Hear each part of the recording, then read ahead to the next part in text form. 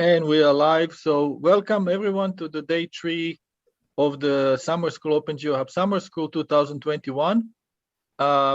This is another exciting day with 5 presenters, and there's going to be a discussion panel on the end of the day. I would just like to use these first minutes just to introduce you to some general topics. So the program of the summer school and maybe some rules, and there's also some announcements. For those of you who don't know us, we are the OpenGeoHub Foundation. We are a non-for-profit research foundation. Our mission is to promote open source and open data. And we've been organizing this type of events for almost a decade. And this one is a virtual event, and it's thanks to also to IFGI Institute for Geoinformatics from the University of Münster, specifically Professor Pebesma and Professor Hannah Meyer. Yes, there's a lot of participants. We had, I think, more than 300 registrations, and we're very happy.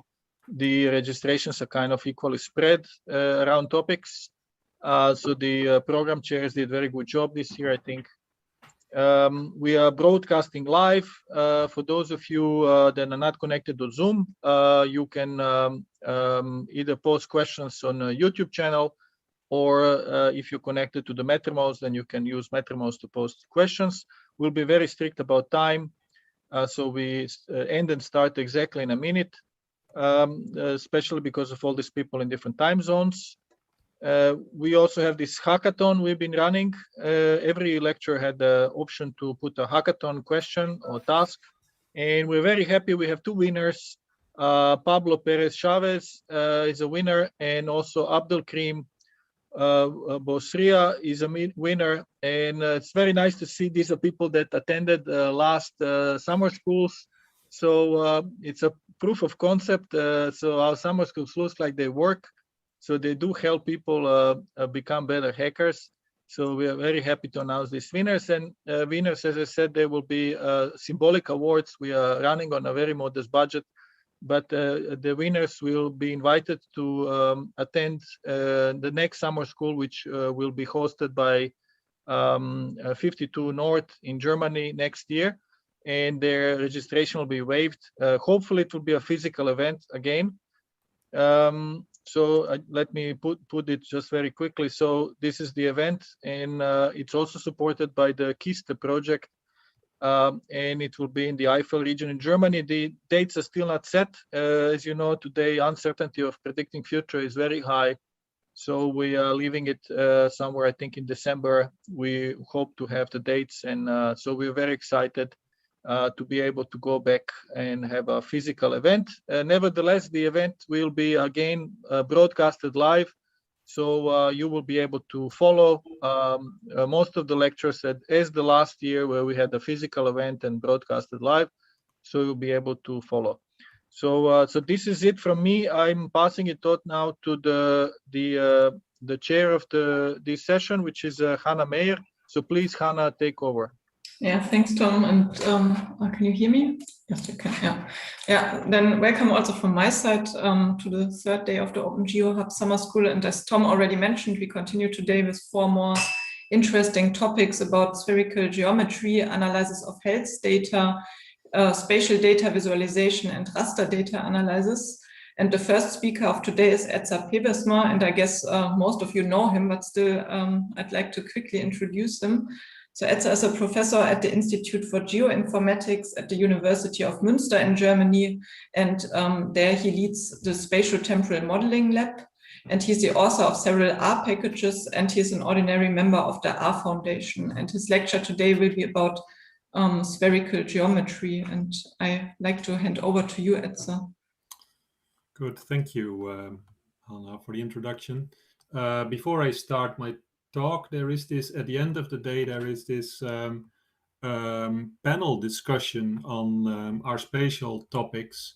There is in the Mattermost a channel on this, and we are planning to discuss questions from participants. Yeah, so keep an eye on that and give it a thought whether you have, let's say, burning questions on our spatial in general to be discussed there, to be answered.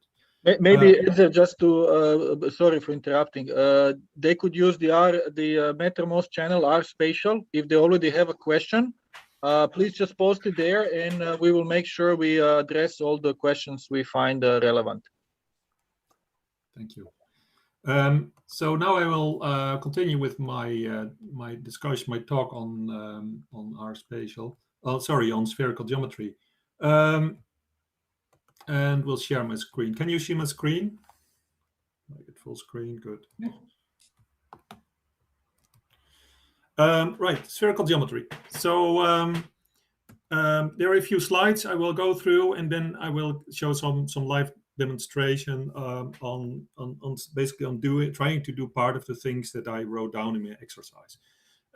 We see a lot of these images coming, you know, sort of unusual images of the Earth, sort of North Polar view on things, which are essentially they're projections of some kind, and they don't sort of depict the entire Earth, but show it from a particular side as if it was a sort of a globe, right? So these are pretty common images where you see that this is basically some kind of a continuum, sort of the field model. This is some kind of continuum. What we often see when we plot, when we basically have world data, whatever countries from natural Earth or something like that, and plot them with R, we see a map like this, which is essentially a Poincaré projection in the sense that it uses latitude and longitude as X and Y coordinates. If you look in detail at these particular parts of this data, you see here that, for instance, Antarctica is a polygon that follows the coast of Antarctica, then makes a cut, goes down south to basically to the South Pole, and then goes to the left and sort of continues and goes up here, right? Which is like a natural shape for a plot of this kind, but is also odd. There is also this country Fiji, which crosses the date line, the anti-meridian, the 180 minus 180 line. And if you look at these two areas in a different projection, for instance, in the Fiji map grid projection, you see that this island that crosses it consists of two polygons, right? It's a polygon, a multi-polygon with two things that touch each other on the anti-meridian, which makes it a non-valid polygon, right? In the context of simple features, this is an invalid multi-polygon, right? You cannot have sort of, this line shouldn't be there. And the same thing is true for Antarctica. If you look at it in a polar stereographic projection, which is more natural for polar areas, you see that this excursion here goes up, goes to the South Pole, and comes back, right? So this is essentially what we saw here. And this is also, this makes an invalid polygon on this projection. What is spherical geometry?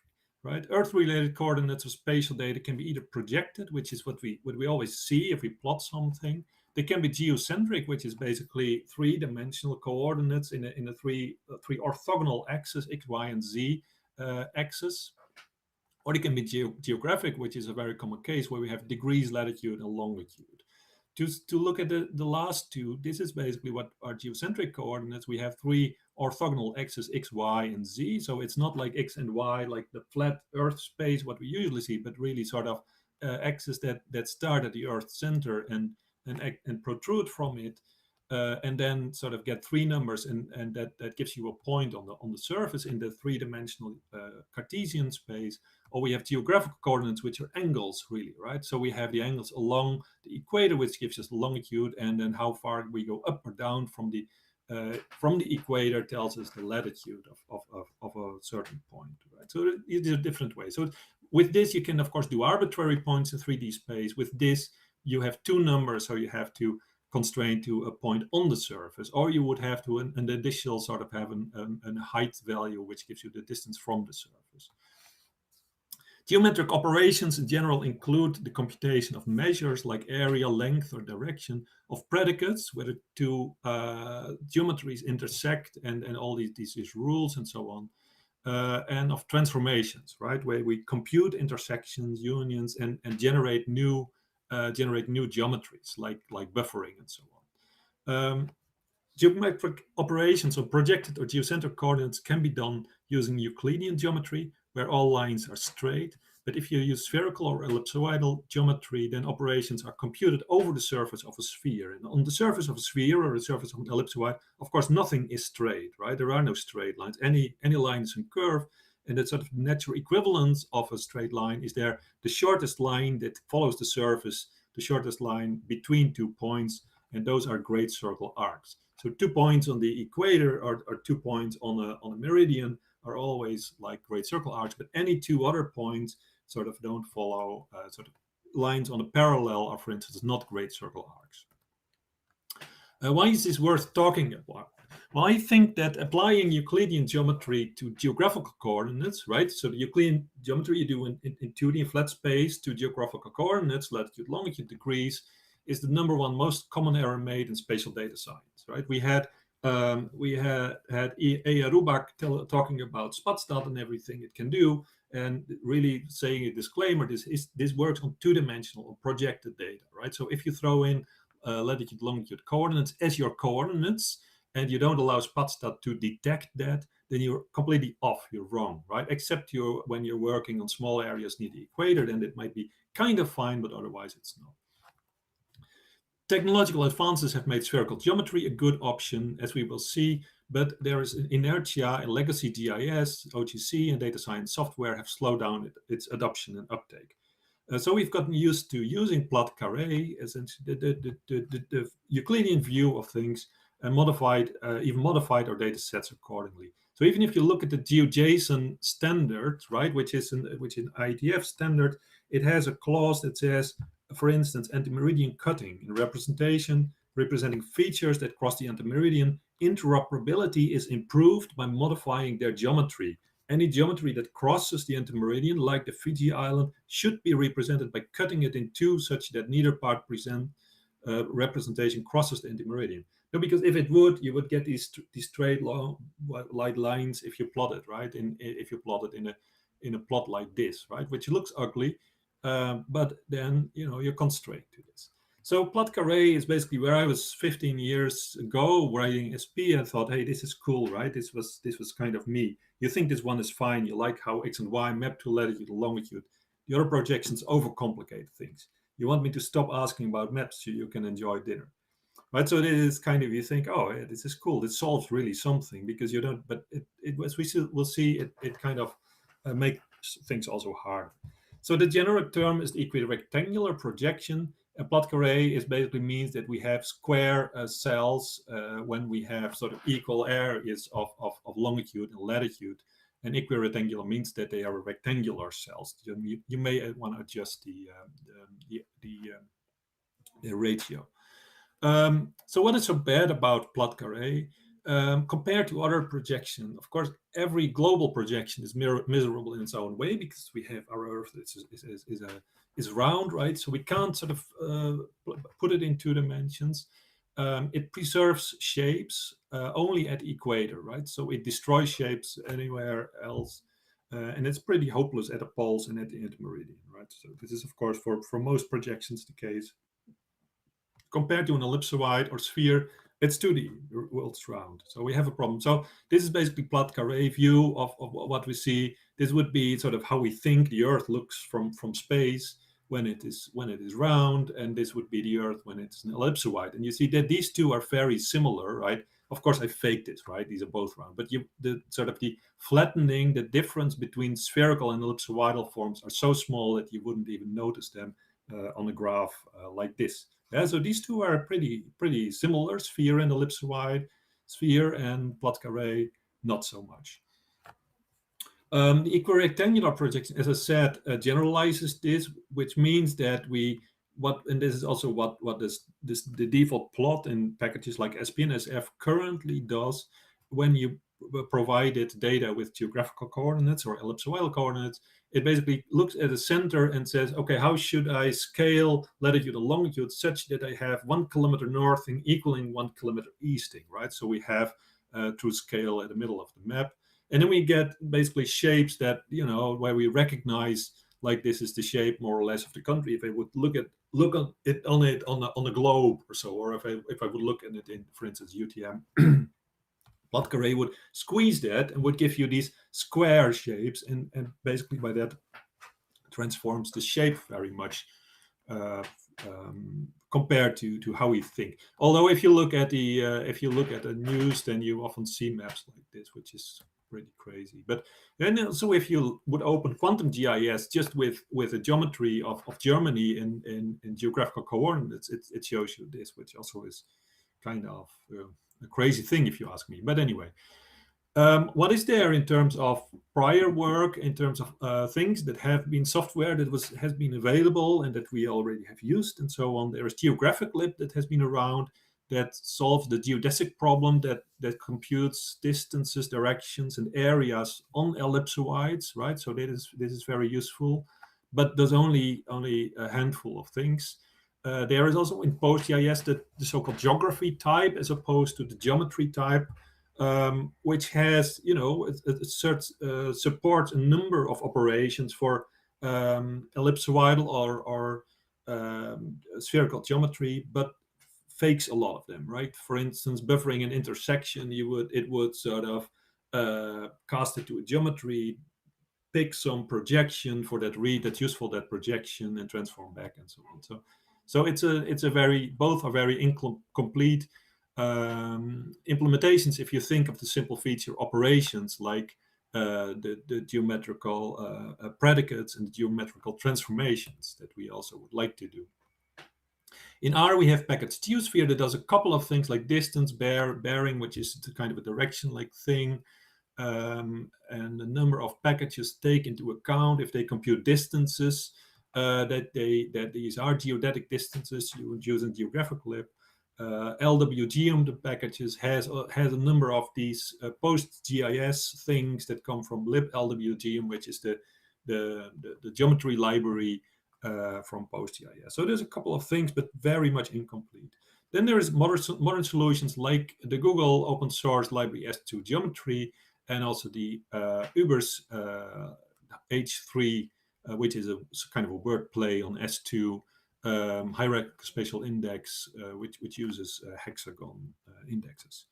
The situation with SPN stars is that if we compute an area of a unit square polygon, then we get this. If you would do this, but say that these are ellipsoidal coordinates, we get another number, which is basically an ellipsoidal computation, right? So an area is already areas are being computed in the right space over spheres or ellipsoids. However, if we do, for instance, buffers on geographic coordinates up to SF versions up to version 1.0, we would get this warning, and it would say SD buffer doesn't correct the buffer longitude latitude data. Okay, so we would get a buffer, but a warning that it wouldn't be correct in some sense, right? So we get essentially wrong computations that give us the wrong, that raise a warning. Yeah, what we would get is a buffer that really would take longitude and latitude as Euclidean coordinates, so that would on a proper scaled projection would also give a buffer here that fits in this rectangular, right? That is not a circle. That is essentially an ellipsoid, right? It would, on the equator it would be a circle, but anywhere else it would be elongated. Whereas if we would project first, for instance, to UTM and then do the buffering, we would get a correct buffer of the correct size, right? So that would be the procedure. Go to the projection, do your buffering there, and then go back if you need to work with geographic coordinates again, right? Which is very cumbersome. Right, you would also get nonsense things if you have a point very close to the South Pole, to the North Pole, and do a 5-degree buffer around it. You would get something that has a latitude of 94, right? Which is really, that shouldn't happen, right? This is impossible. So nonsense coordinates come out, and you could do proper buffering by round tripping through a projection, and this is what PostGIS actually does. So how is spherical geometry different? Well, instead of looking at things at a plane, right, like the traditional things, it would look like things on a sphere, and it has a couple of differences. Space continues over the antimeridian, right? We have a continuum over the antimeridian and over the poles, and poles are actually points and not lines. inline strings and polygons, points are connected by great circle arcs, no longer with straight lines, right? Straight lines would go through the body of the Earth, and we will follow we were working on the sphere, so we're working on a curved surface. Other things is that in R2 in Euclidean space, any polygon has an unambiguous inside, whereas on the sphere we have a surface of limited size. So any polygon basically divides that limited surface into two parts, into an inside and an outside. And you need really ring direction to disambiguate. A ring direction on R2, we basically talk about clockwise and counterclockwise, but it also doesn't work any longer, because if you take the equator, for instance, what is clockwise, right? You would have to think, should I look from the north or should I look from the south, right? You can look from two, so that's ambiguous. So you need to say, for instance, if I transfer the edges, the nodes of the polygon, then anything on the left side is the inside of the polygon. So you need to rethink about how you talk about ring directions compared to how you would do it in R2. And there is another interesting thing that where we have the empty polygon that represent no points in the simple features sort of terminology. We have on the sphere, we have the full polygon, which is basically the entire Earth, right? Which is the complement of the empty polygon, which we don't have in R2, which would be an infinite surface, so not an unbound surface. And on S2, it's bound because the sphere is bound. There are also no new bounding structures in the sense of a bounding cap and a bounding rectangle. You could define a cap as a point and as a circle around it, in the bounding rectangle, latitude, longitude range that might cross the antimeridian. This is also something that SF doesn't have because it looks only at ranges of coordinates. So plotting virtual globes, we know of that. We can do that with Google Earth and Google Maps. And also Cesium is sort of a web map view type virtual globe. So those are kind of useful things. With geographic coordinates, you would also do all kind of measures and predicate and transformations to make something complete. And how do we do this? We can do this using this. We have done this actually in R, using this S2 geometry library that's now implemented in this S2 R package. So S2 Geometry is an open source library written and supported by Google that basically is used by Google and developed and powers the Google Maps, Google Earth Engine, and so on, to essentially to index spherical data. And so it uses in this many things. And it also uses this in Google's serverless SQL engine called BigQuery GIS, which is a kind of a post-GIS, but serverless, right? So it just sort of, you just throw queries and it will read all your CSVs and then run the query and sort of stop again. So it's an interesting sort of alternative that is really scalable and has all these post-GIS add-ons, but then they use directly only spherical geometry. Yeah, so it's an interesting activity. This provides all the measures, predicates, and transformations, and allows several snapping to grid options. Yeah, so this is the thing we have with precision in S2. It snaps things to a grid to make sure that we still keep valid polygons if we have sort of very small features.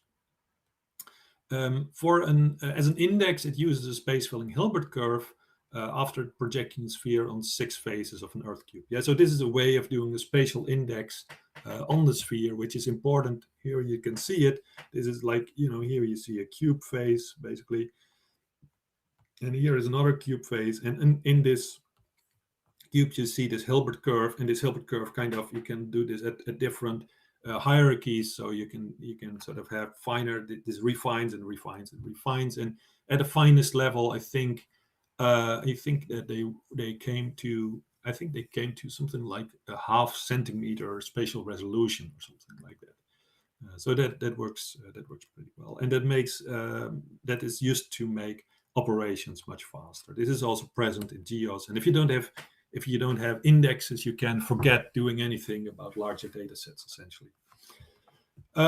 So SF package with using S2 as a backend. Basically now does things with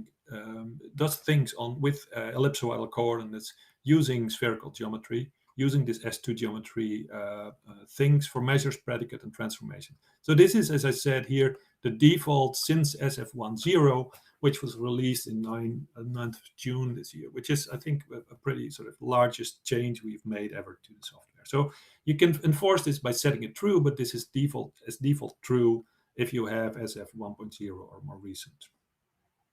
So if you do a buffer then on data that are that have spherical coordinates, that have geographical ellipsoidal coordinates, and you do a buffer on that, then you no longer get a warning, yes, because it does a proper thing now. It does a proper sort of circular buffer on the sphere. Yeah? There's a couple of functions that are not supported, for instance, ST-relayed, and for instance, ST-buffer has some quirks in the sense that it gives you an approximate buffer, not sort of very precise buffer. Here I computed a couple of them. We no longer get warnings, and this is just to visualize things. Here you see the buffer that I computed on the sphere. Yes, I didn't do any transformation here, and I plotted it here on the UTM projection. So we have a proper sort of unit scale, so it looks as a circle, right? What it does is it approximates the true buffer by 1,000 S2 cells, yeah, and I can sort of make that number larger, I can make it smaller. If I make that number smaller intentionally, then you see actually the cells here, 400, here 100 cells. You see a coarse sort of layout, and this layout sort of expands, so it includes the true buffer. So if you want to really do sort of selection of things on distance, you would select things. You could select things within the buffer and then compute distances and then do a second selection, for instance. Yeah. So this, of course, looks terrible. That's why we use 1,000. But if you would have like a complex line string, and do a narrow polygon around it, then doing that with 1,000 cells, it will also look terrible. So this is something that we haven't solved yet, that the library doesn't solve. But in any case, it's better than doing this in sort of assuming that your geographic coordinates are Cartesian coordinates, yeah, because then you have this ellipsoidal effect. So challenges are there still. So what is for complex shapes? As I said, what's a good default for max cells? We haven't addressed. And another thing is that but this is in general also for geos the case. Where people use a lot of buffering when they really want to do distance evaluations, when they want to select something within a certain distance of something else. And then the computation of the buffer is actually not needed if there is a function. There is a function called st is within distance. Yeah, so with the st is within distance, which takes two geometries or geometry sets and a distance measure, then it's a predicate that tells you which objects are within a certain distance. And the interesting thing is that in the GEOS library, this is a very slow operation, and in the S2 library, this is a very fast operation. So if you have larger problems, then you would sort of we need to teach users to use this STS within distance when they are now inclined to use buffers, because this used to be a faster option. So an outlook of where things are is basically that that we have now SF since version 1.0 where S2 is basically switched on. Yeah? So if people sort of, data scientists working with geographic data, and geographic data are in geographic coordinates, then they use the proper sort of mechanism to deal with these geographic coordinates. Yeah, and that is, I think, is a good thing. There is a function that basically that can be used to switch this on and off, and it also prints a warning. I already got an issue a user today complaining, saying, "Hey, my code needs to switch it off," and then prints all these messages and so on. And so we need to sort of see how we can do it. So you can go back to the old behavior by saying SFU is to false. We've seen an enormous amount of issues now coming up in the SF issue tracker and everywhere else, because people were used to, assumed that this whole sort of plot carré geometry would happen, and basically started counting on that. And now it doesn't happen anymore, right? It changes. So you have certain predicates, certain what you thought was sort of a box, what used to be a box on plot carré is now an entirely different shape, right? Because it is now, they are great circles, so they have a very different shape. We need to look at basically teaching people to use STS within distance. There are a lot of geometries that are valid, as I pointed out to the Fiji and the Antarctica case. There are valid geometries on plot carré that you could push through STMake valid, which tries to make it valid, but some of them are still hard to make valid on S2. So there's still some work. We need to look into those and to see what to handle, how to handle those, what is going on there. And so in short, replacing GEOS, the old library we used for Euclidean, for Cartesian coordinates, with S2 geometry for spherical coordinates, solves some of the problems, but it introduces a couple of new ones. Yeah? So there, I'm collecting as issues on this item really.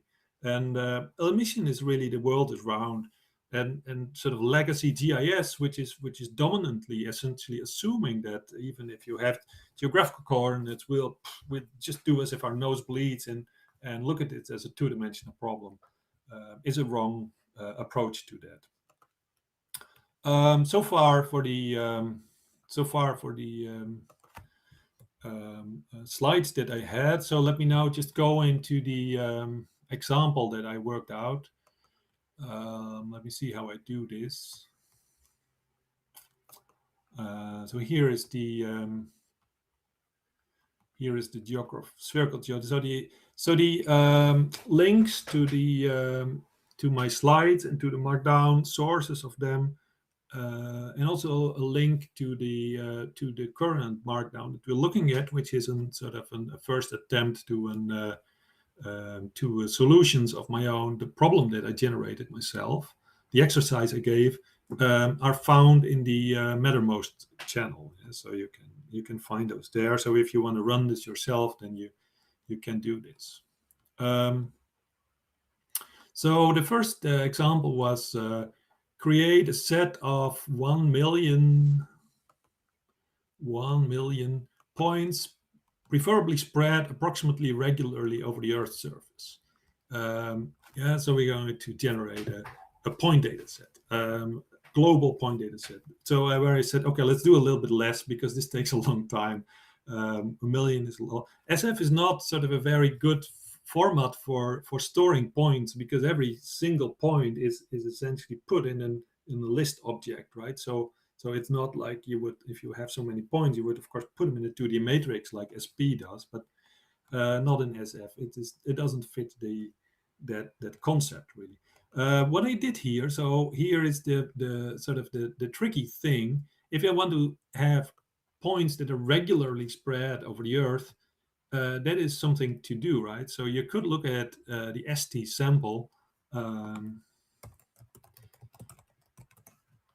But what does that do? Sample points of spatial features, default specified number of points, it's equal to size, blah, blah, blah. So it has a type, type argument, and it is random. And it has also a type that is regular, but you will see that if you do regular, you don't get you get something regular in Euclidean space. You don't get something regular on the sphere. That is there's still work to do. At least I think it doesn't do so. If you do random sampling, it does actually do random sampling on the sphere. So it doesn't do that random in the plot carré sort of 2-square view of the Earth, but does it sort of with a thinning towards the poles, right? Compared to that. So that would be a way to use ST sample and random. But what I used is something that I ran into like 12 or 15 years ago and implemented in SP sample, which is part of the SP verse, so to speak, which is what is called Fibonacci sampling. And that is an interest. Here is the preprint of the paper that back then I reviewed for mathematical geosciences, and here is the paper. Measures of areas on the sphere using Fibonacci and latitude, longitude lattices. So that is a very clever way of distributing an algorithm for distributing points regularly over or quasi-regularly over a sphere. Of course, completely regular you cannot do. You can only do with like 8 and 20 points and so on, right? But then you can do it like quasi-regularly, which we do now, and you will see. So that uses SPSample. Basically, by what I do here is I use the SPB box method without any argument, which is provided by package stars, which gives you a bounding box of the entire Earth, right? Sort of plus minus 90 and plus minus 180 longitude, and then computes a polygon of that, and then converts that into a spatial object, right? Which is spatial is basically the SP type objects, so that it is understood by SPSample, and SPSample then uses type Fibonacci and says, okay, I'm going to do this Fibonacci sampling, and then I'm going to convert that again to an SFC object, so I'm back in SF, and save it. This is the right-hand assign. It's a matter of taste whether you like it or not. But since we're going from left to right with these pipe symbols, I also used like sort of assign on the right-hand side. And then I can plot this, and then this is kind of does this here, right? So just try to it goes here. I hate this. So why isn't it going just right in my?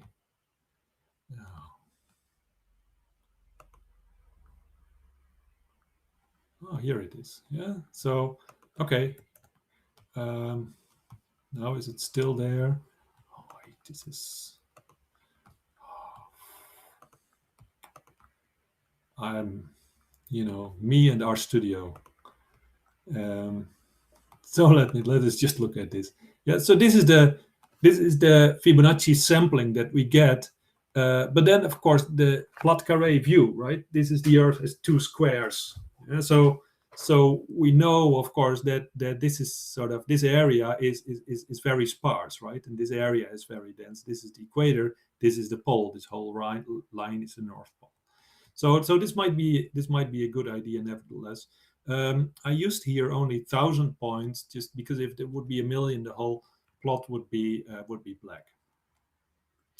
We can also plot them in orthographic projections, which are these kind of round projections of the Earth seen from an infinite distance. And I plotted them here as little crosses. And we see basically different views. Yeah, so there is some kind of a line pattern in it, but in any case, you have sort of a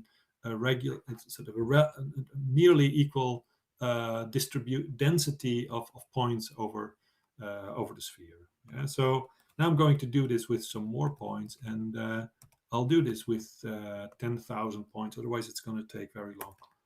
I don't want to sort of have you wait all endlessly. So I have 10,000 points, and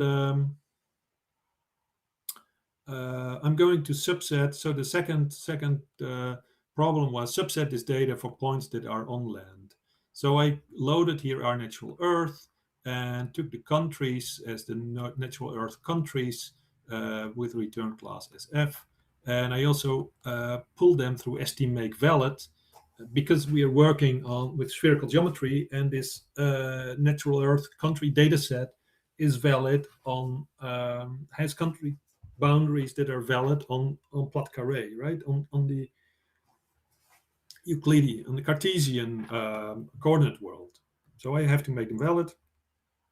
And then I do this selection, which is the same thing that Spatstat does.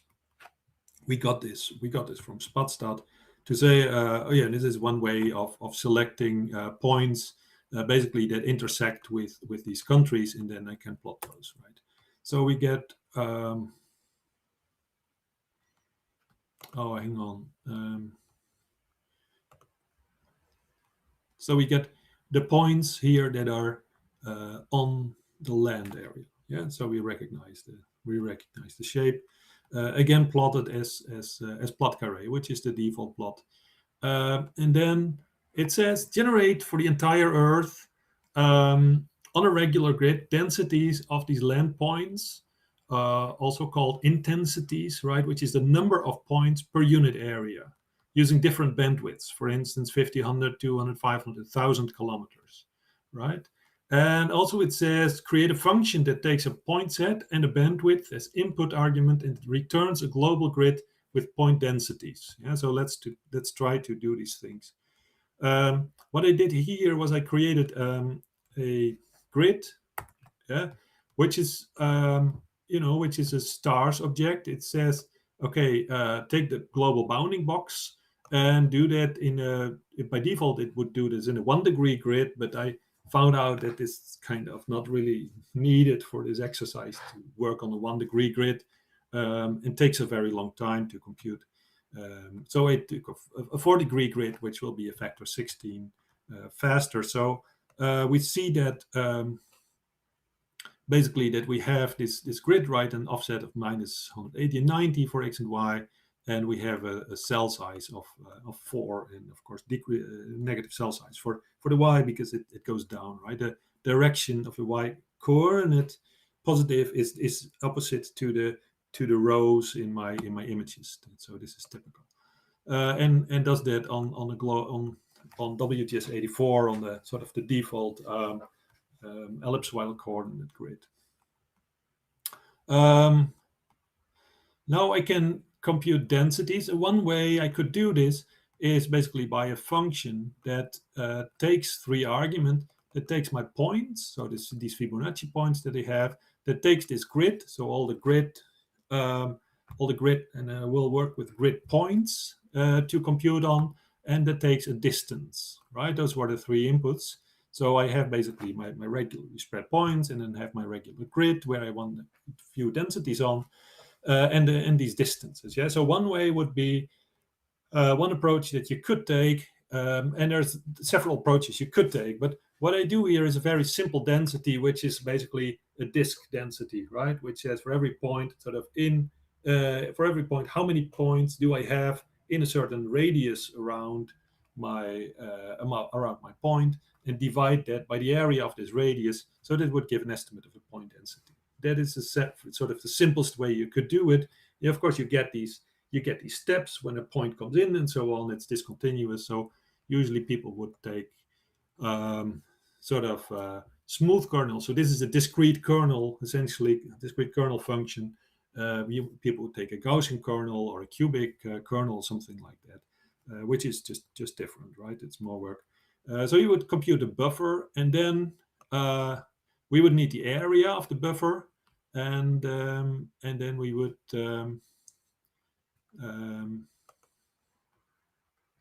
this essentially takes the areas of all the buffers, yeah, which is of course stupid to do.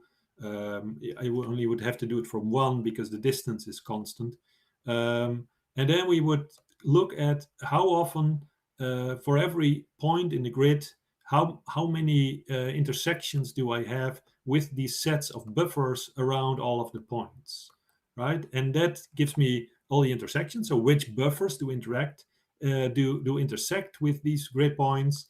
And then I would take lengths. Length is sort of one of your lifesaver. This is a function that many people don't know. So you would know length, not length. So length of right, length of 1, 2, 3 is of course 3, but lengths takes a list argument and gives you from each of the list elements the length of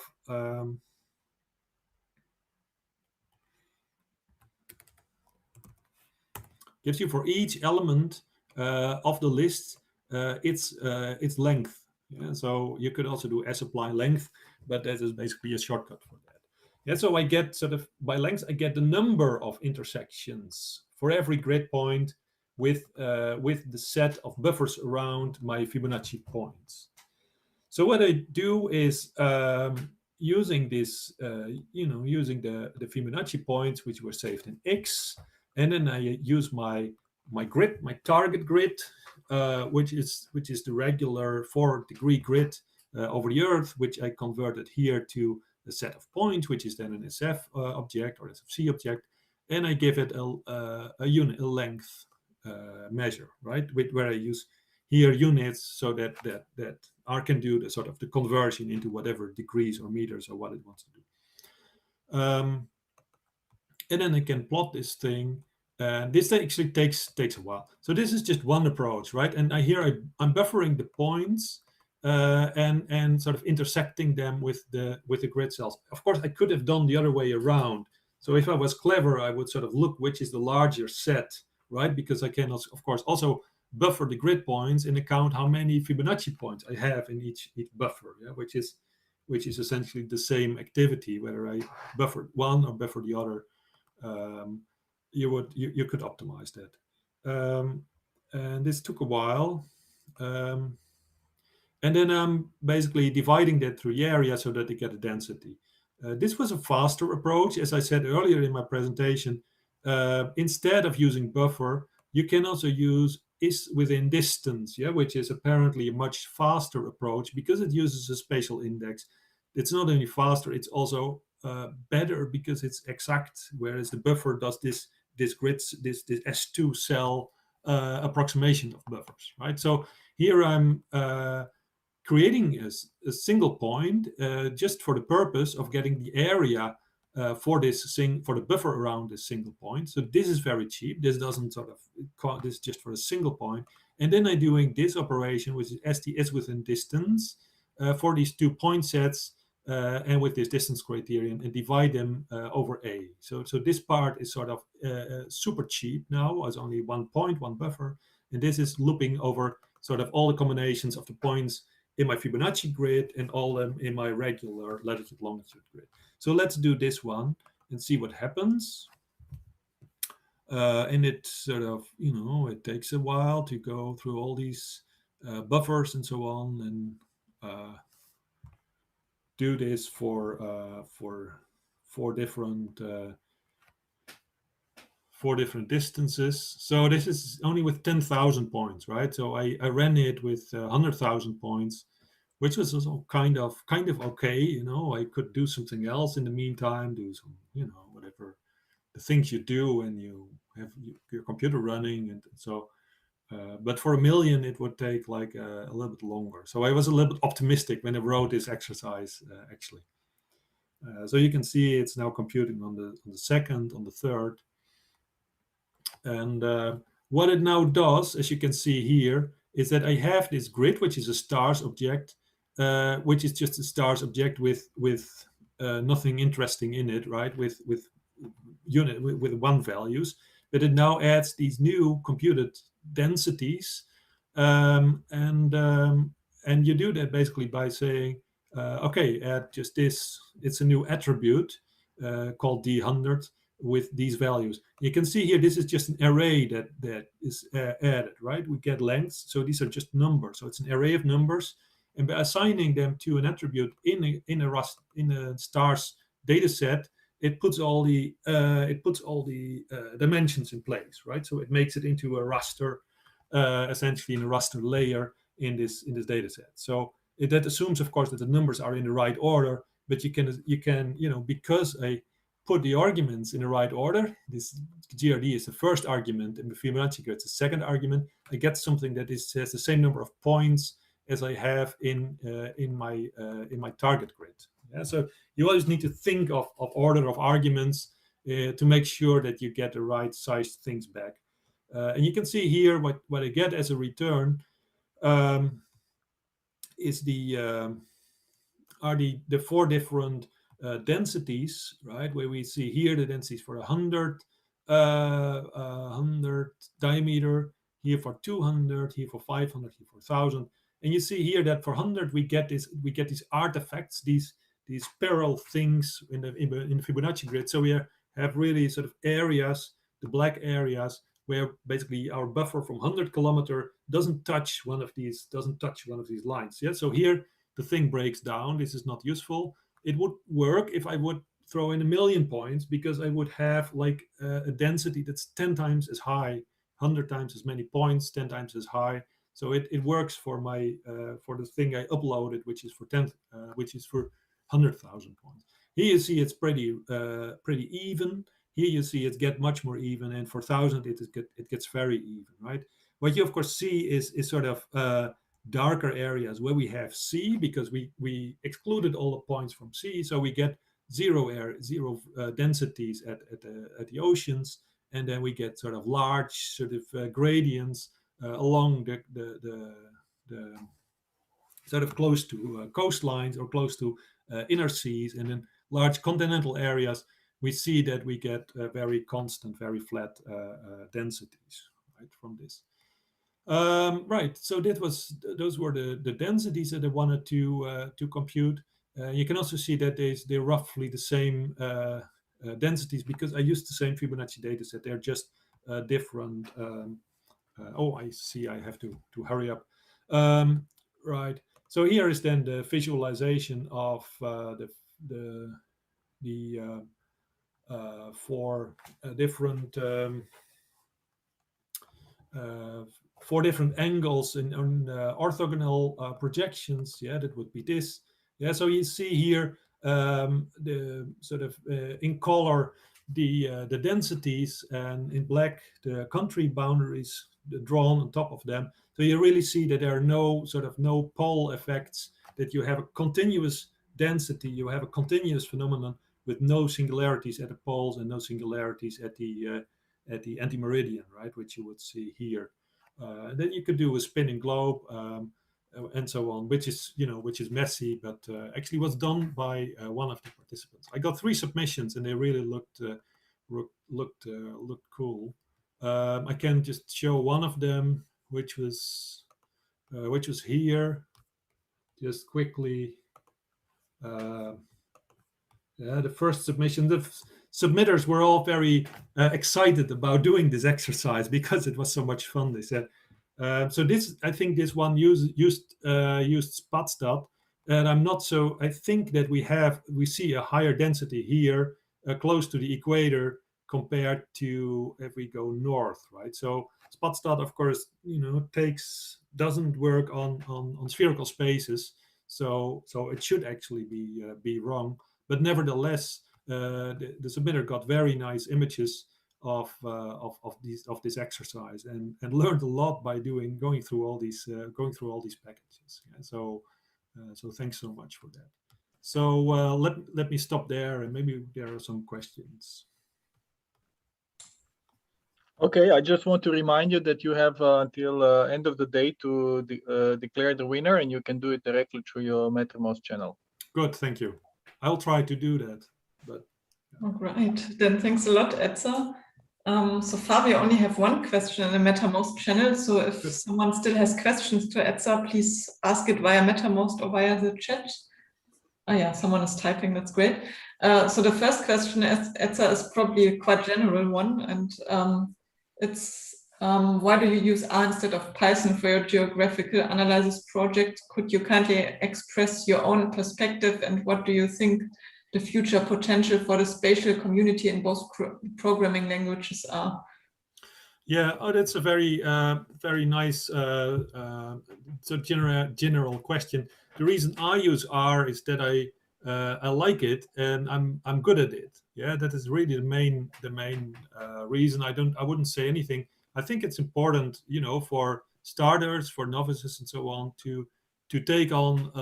If you want to do scientific work, that you do it in an open science way, and that you take on a language where you're sure that all your things are open source, right? That you use open source software so that things are reproducible, and that you can basically scrutinize what's going on, rather than using software where you have questions what's going on, or where you have to click through user interfaces and stuff like that. So that is not very helpful.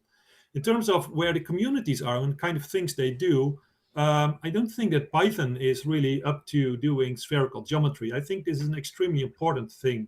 They could do it, but the GeoPandas people have told me that this is sort of a pretty far away legend item for them to actually get their hands on dirty. So the kind of things that, in any case, that I showed today you would be relatively difficult to do with GeoPandas. I also think that the communities are quite different, and that also our community is more helpful if you want to do spatial statistics. Yeah, so the dedicated statistical methods. I can give you a list of 100 methods that are available in R and not in Python. Maybe somebody can do the other way around, but R is more sort of dedicated, more used by spatial statisticians, and a number of topics are really sort of strongly developed there. And it's unlikely that this will happen within the next 10 years, really, within Python. Of course, everyone's writing their things, but who is writing point pattern code in Python or so? How would that compare to SpatStat, for instance? Okay, great. Then we have a specific question. The sphere is also only an approximation of the shape of the Earth. The ellipsoid is a better approximation, and we may use different different ellipsoids in different parts of the world. Do you have the idea to extend this towards the ellipsoids and even different ones? No, absolutely not. Nick, that's a good question. And if you look at the draft for the simple features specification that the OGC just asked comments on last week, they were talking about ellipsoid all over the place, where they completely ignore the topic entirely in the first version of simple features.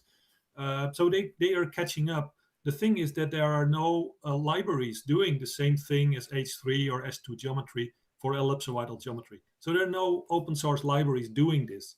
So if this is important enough, if the difference between doing this on ellipsoid compared to doing this on a sphere is important enough for you, then somebody should come up with proper libraries doing the geometrical predicates and geometrical transformations like buffers and intersections and so on. And that's currently not available. So you can shout, yeah, this is a good idea. Of course, it's a good idea. If it were present, if we had S-geometry for ellipsoid, we would already have done it. It's probably very much more expensive than doing spherical geometry. That was for Google the key reason to use spherical geometry and not ellipsoidal geometry. Of course, they could have done it. They didn't do it. It's incredibly much more complicated mathematically, and by that, much more expensive. So does it pay off? Who has shown that it pays off? Of course, there's a difference, but I think it's tiny. Okay, thank you.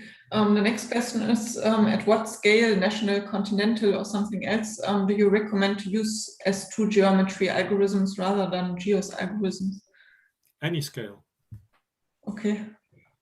If your coordinates are ellipsoidal, you have to acknowledge that. Yes, you're only correct if you are in small areas on the equator to assume that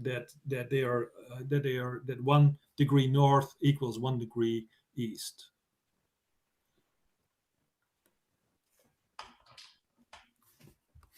All right, at the moment we don't have further questions. Yeah, there are some. I see one from Tom. Now we got one additional one.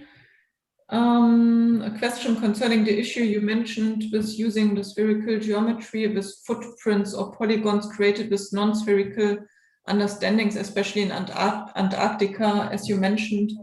That's still a problem, and I've noted that using a package for querying data on Earth Explorer, do I have a chance to use ST-make valid on the footprints of, for example, MODIS SWOS data?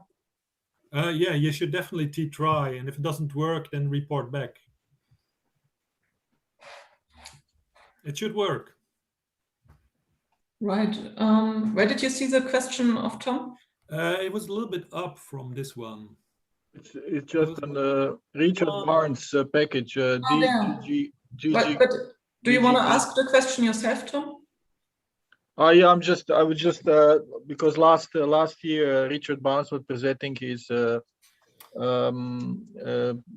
from his PhD thesis, and one of the things he made is this DG grid package. Yeah. So maybe you want to address that, or it is one of the things. One of the problems is that it's off cron now already for quite a while, so there are issues with it, okay. which are not his, but are the downstream libraries that he interfaces have memory leaks that he cannot solve himself. But discrete global grids are a topic of itself, right? So they don't provide all these simple feature predicates and transformers that I mentioned, right? So they provide grids at different resolutions that you can use for all kind of things and might have some functionality, but I don't think they provide the whole set of operations that simple features require, yes, that people now assume are present basically when you work with polygon data. S2 is another global grid, right? So we saw these cells that we get from buffers. S2 cells is also a nested grid that is just different from hexagonal grids and so on. It's just a choice they made. Okay, and we have to stop. Unfortunately, the time is up. So please, Hannah, if you could introduce the second speaker of the day, of the first block. Right, then thank you again, Edza. And we move on to Syriza Smith. And Syriza is a lecturer in statistics in the Department of Mathematical Sciences at the University of in the UK. And her research interests are in developing new statistical methodologies to study health and public health data. And she will speak today about analyzing spatial-temporal disease and health data. Thank you. So I'm really excited to be here. I contributed to the summer school, OpenGeoHub summer school in Lancaster like 6 years ago, which was the first time. Yeah, I met Etzer there and Tom there the first time, and as we were, so it was a really good time. I talked about a similar topic. It was really enjoyable. So, something happened 6 months back, which I'll do to slightly put Etzer on the spot, which is that Twitter, Twitter gives you recommendations about who you should follow on Twitter. So I took a screenshot. This was a few months ago. Twitter gave me these recommendations about who I should follow. So they said, oh, I'm not sharing my screen, am I? No, not yet. Yeah, okay, got it. Okay, so am I sharing now? So this is who Twitter recommends that I follow. So Etzer, according to like Twitter's AI about my preferences about people or whatever, Etzer is somewhere between Joe Biden and God for me. So it is really exciting when I got an invitation to participate again in the summer school from Etzer. So I'm really, really pleased to be here. So thank you, Hannah, for the introduction, and Tom and everyone at the OpenGeoHub for the organization of this summer school. It's been really great so far. So today I'm going to talk about mostly spatial health data, but I'll talk a little bit about spatial temporal health data and how it links in with my challenge question towards the end if we have time. Just a bit of a plan. So this session is going to go mostly just through a motivating example, and everything will be tied to that example. The example's not that important. It's more of an excuse for me to talk you through how I view modeling health data and some of the classical tools for that. And then we'll go through a demo on RINLA is the main package I use for spatial modeling. If you want to follow along with the demo, I have a fill in the blank. This is the GitHub repository. There's a link to this on my Mattermost channel, and there's a fill in the blank RMD file where there's some bits to load in the data already here, and then I'll fill in the rest of this part down here during the demo. And in the Mattermost channel, there's also a link to these slides, and the full source code for the slides is in that repository. Okay, so we'll go through that, and then I'll talk through some extensions, which we'll touch on spatial temporal modeling and kind of the newer ways, the newer approaches to aerial health modeling, and then less of the kind of classical approach. Okay, so here's our motivating example. So I pulled some data from the UK COVID dashboard, which if you did if you looked at the challenge question, you might have looked at that yourself. Sorry, the wind just blew my door open. I'm going to close it, otherwise you'll get lots of other noise.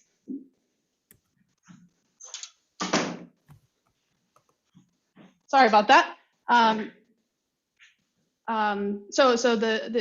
These are percentage of people who are vaccinated in MSOA. So again, if you did the challenge question, you would have seen a little bit about MSOA. So these are medium-sized spatial units kind of governmental units from the Office of National Statistics in the United Kingdom. So they're medium sized. It's sort of like 3,000, 7,000 people, somewhere in that order of magnitude. So not tiny, but also not big.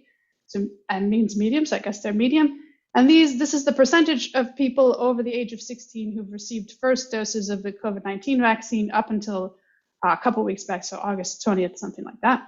And we can see that there's some spatial structure here. So there's higher vaccination rates out here on the periphery. This is London, so this is the Thames. This is kind of where all the politicians hang out. And then these are more suburban areas.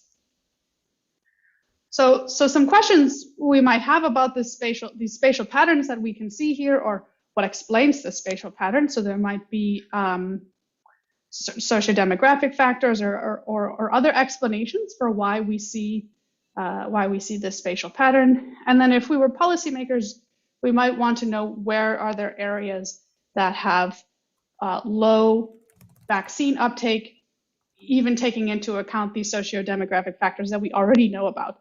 So if I had pulled this data, say in April, in the United Kingdom, it wasn't possible to get vaccinated unless you were kind of clinically vulnerable or over the age of 65. So if I had pulled this data in April, we would expect some areas that had lots of young people to be there, have low vaccination rates, and that wouldn't have necessarily been surprising to a policymaker. Maybe no intervention needs to happen. So at the end, we'll look at how we can look at what areas are at risk, taking into account all of the factors that we already expect to be important.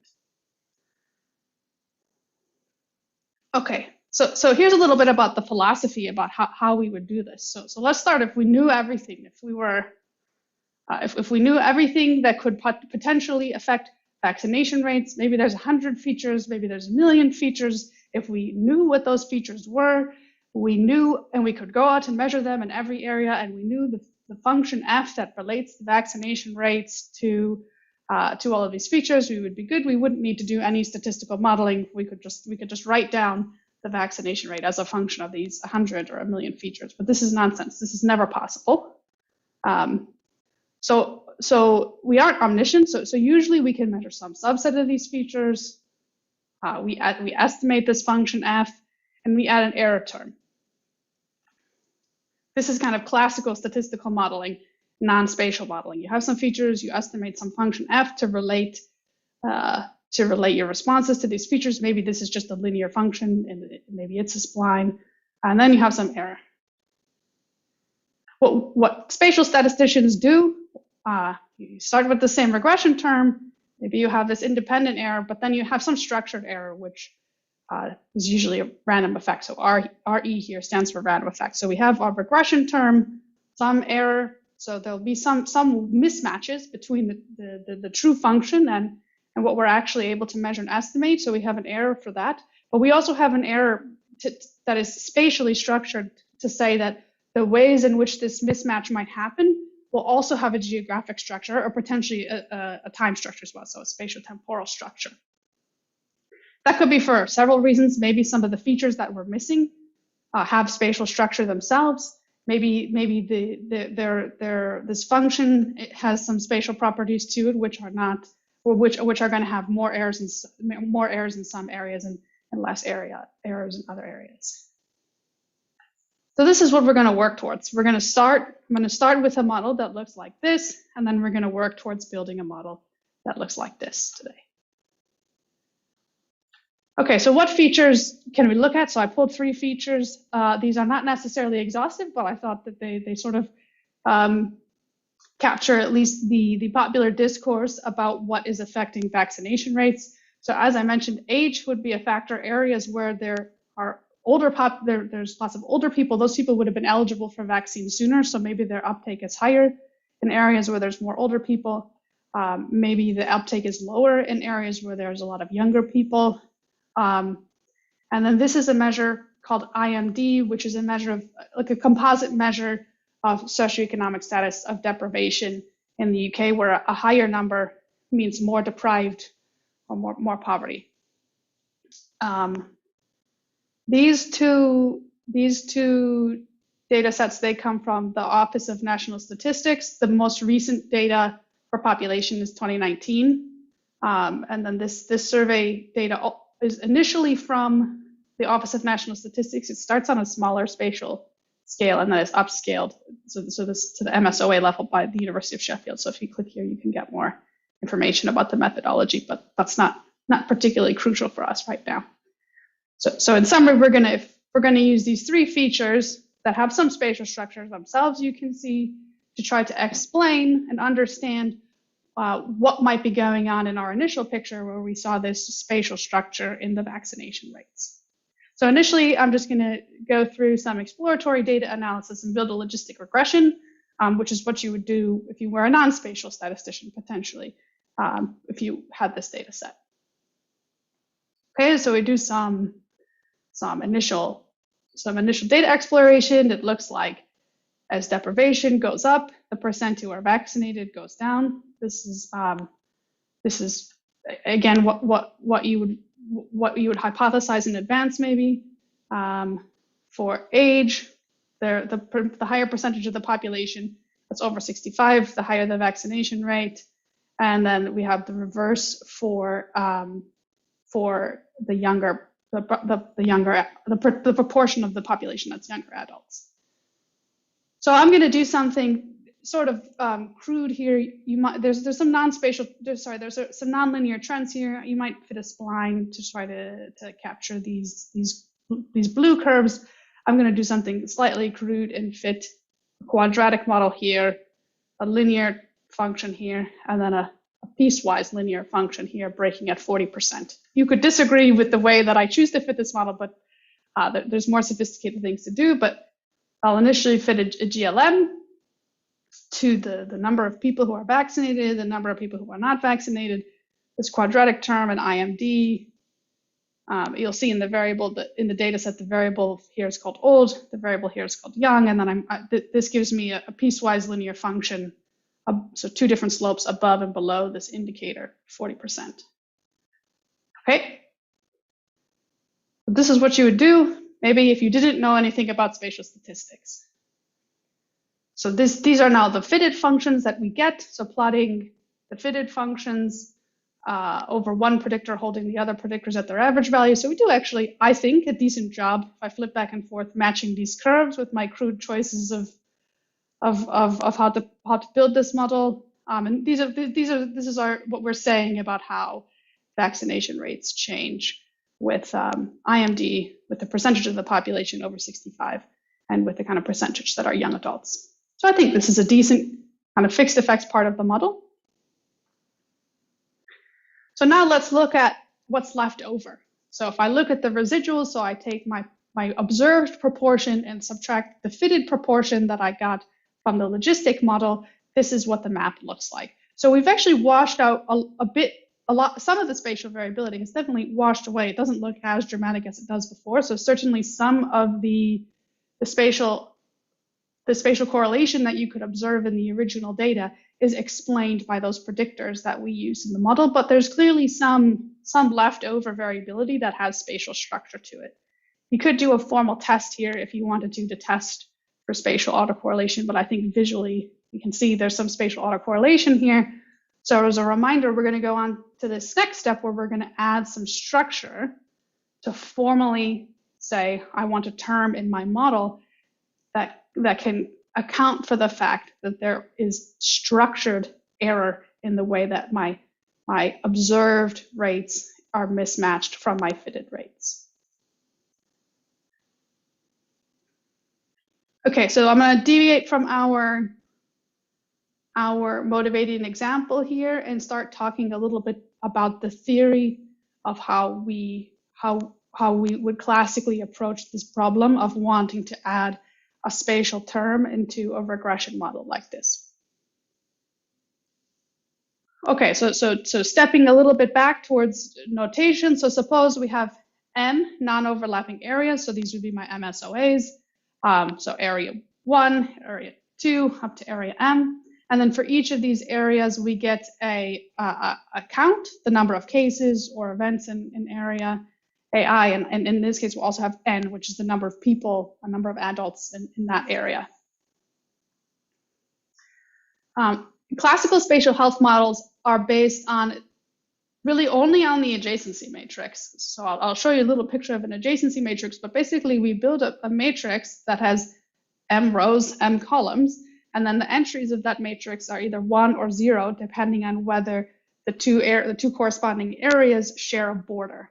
So if you notice, if you were paying really close attention, all of my figures just that I've gone through, they all had they were all in lat long coordinates. And like, it's kind of a terrible idea to do any sort of spatial modeling where your spatial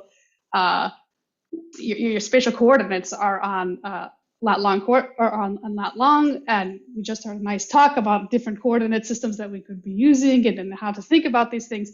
But for this type of classical spatial model that I'm going to talk about, it doesn't matter actually, because all of the spatial structure in our data is encoded through a spatial adjacency matrix. So actually, it's a bit bizarre. It's a spatial model, but at some point, it doesn't matter where they are on the globe. It only matters what areas are actually attached to each other. You sort of ignore where they are on the globe completely. So here's a little snippet of some of the MSOAs in London. So I've taken a little area and I've colored three of the polygons. We have the centroids in these black squares, and then where the areas are connected to each other, I've drawn the graph. So the lines between these two, they mean that these two areas share a border. So in W, the parts of W for the orange, the blue, and the green would all have 1s in the entries for those. So the kind of orange-green entry will have 1, but then this pink polygon here, which is not connected to these other 3 colored polygons, would be 0. So the orange-pink entry of this W will be 0. So to show you that, so orange-green entry, OG, that is 1, but then say green-pink, these two aren't connected to each other, so the entry there is 0. And the full representation of space and the classical models for aerial health data is through this matrix. You can create that matrix from a spatial polygon object using some tools from the SPDEP package. So it's not, you don't have to go and create this yourself. This style equals B here, that gives you those 0s and 1s. By default, you get weights. So this would be here, this would be a half and a half because there's a total of 2. But for what we're going to do going forward, it doesn't actually matter whether you do style equals B or you let the default, which is style equals W, carry forward. But again, so if you look at the code, and we'll look at this in a second, this is my original spatial object, which has all the good coordinate reference systems and all that. But we changed this to a neighborhood structure, and then we changed it to this matrix of 0s and 1s. And at the end of the day, in the classical models for aerial health data, this W matrix is our full representation of space. We get rid of all of the other nice information we have about how close together some polygons are, or how much of a border areas might share, or any of that. We throw it away and we just use this W matrix, which I think is quite interesting in a way. Okay. So to talk about this, I've said this classical spatial model a couple of times now. So let's actually look at the full structure of one of these. So we're going to use a binomial model. You could use a Poisson model, for example, would be another classical thing to do. But you have some top level, what I would call a likelihood, some kind of model. So binomial, Poisson, normal, that has some parameters. So a mean parameter, or in a binomial model, it would be a proportion. And the typical transformation you do for proportion is logistic transformation, hence logistic regression. And then we say this log odds. So logistic is log theta over 1 minus theta.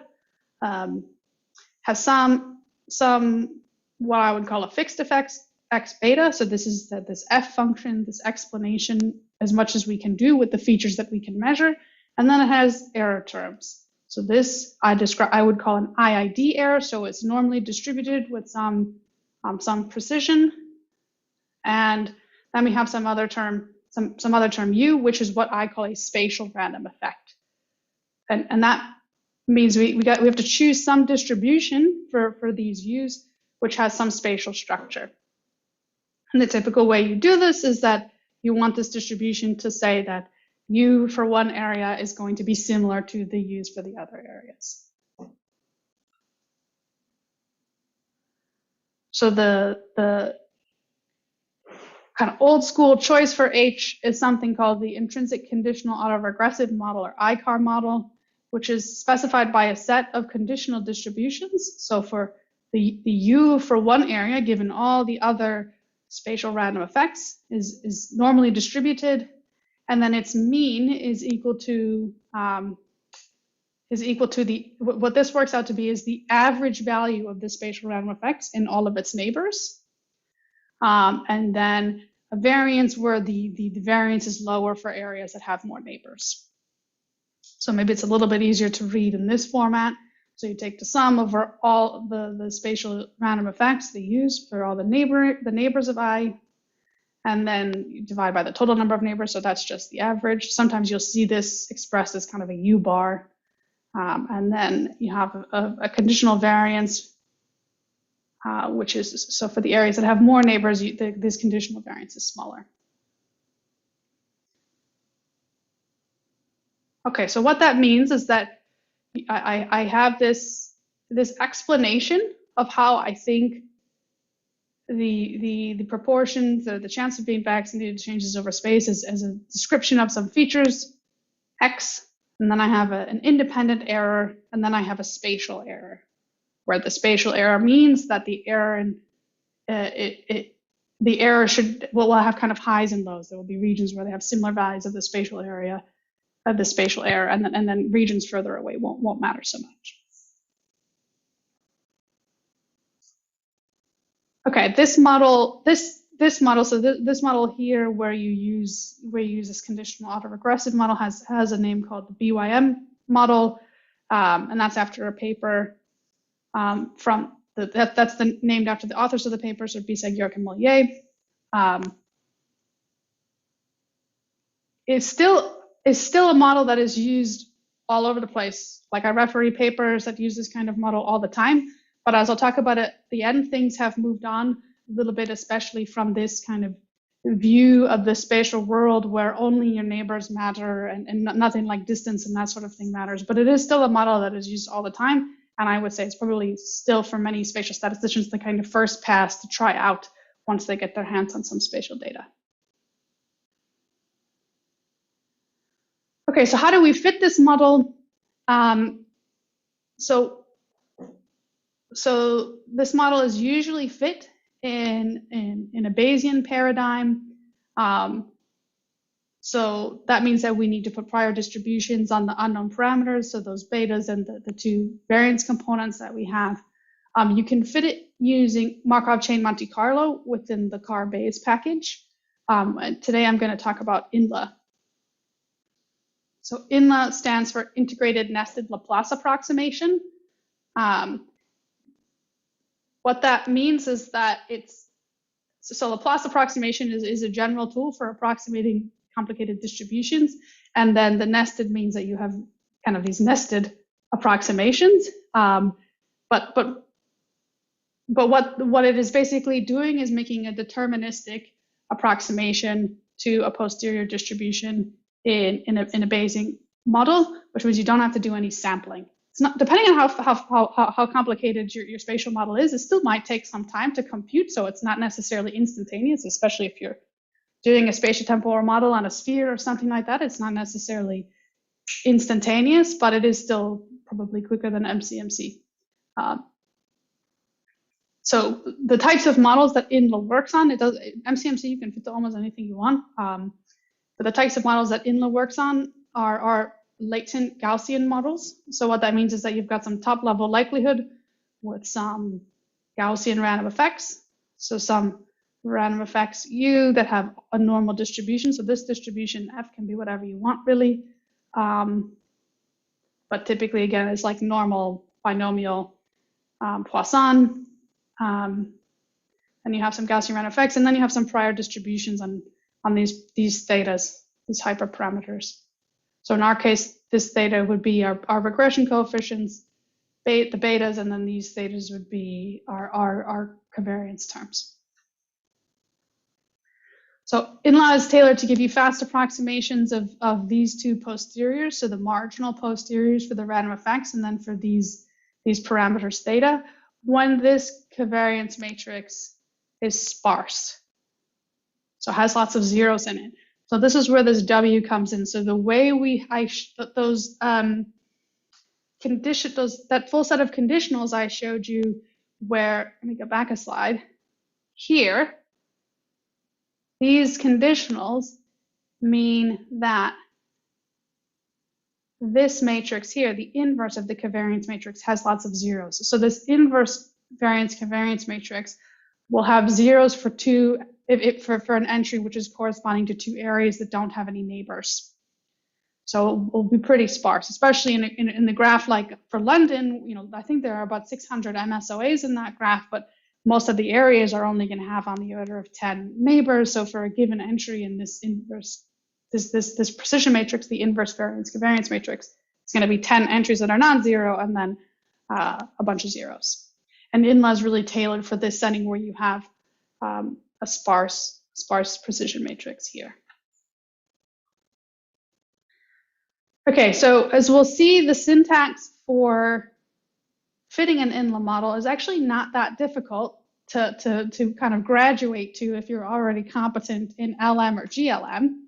The main thing that you have to do is add a term like this, f of something with some model, to add in these random effects. And specifically the ones that we're going to need today are IID, BSAG for the car model, and then later we're also going to use BYM, which does both of these things all in one. This is a typo, sorry, these three should all say model, although maybe it works anyway, but we're going to write out the whole word model here. So you have f of I, where I is your index for your random effect, and then you're going to have what kind of model you want. And for the BSAG models, for the spatial ones, you also have to give the graph. With the graph, inlaw will use one of these graphs that comes from SPDEP, so you don't have to do any special work to make the graph. You just need those functions I had before for the SPDEP package. Okay, this slide is to remind me to stop with the slides and move over to R. So before I do that, just a reminder that I'll put this in GitHub, or sorry, I'll put this link in Zoom.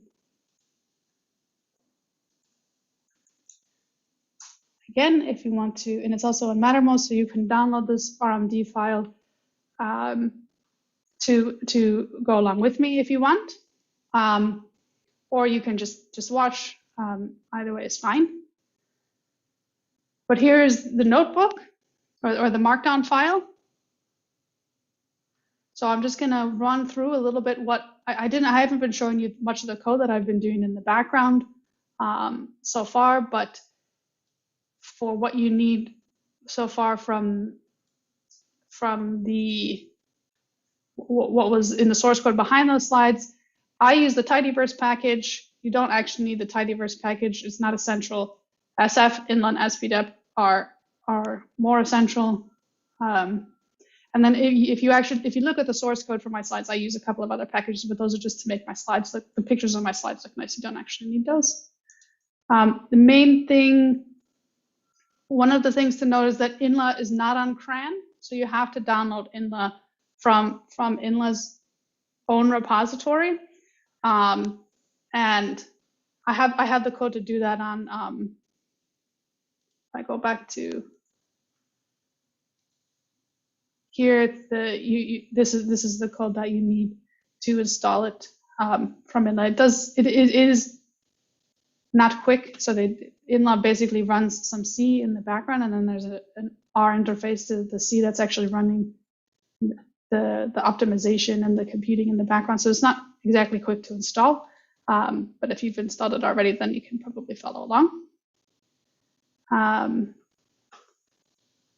Okay, and then this is a bit of code to download the data from GitHub, but not to do it a million times. So check to see if you've already got this folder on your computer, and if you don't, then you can download the file from GitHub and then unzip it, and then this has the shape file for the data. I should already have it on my computer, so Yeah, okay. So this loads in our shapefile. Are you planning to share your R code right now? Because we only see your browser. Did I do it wrong again? Sorry.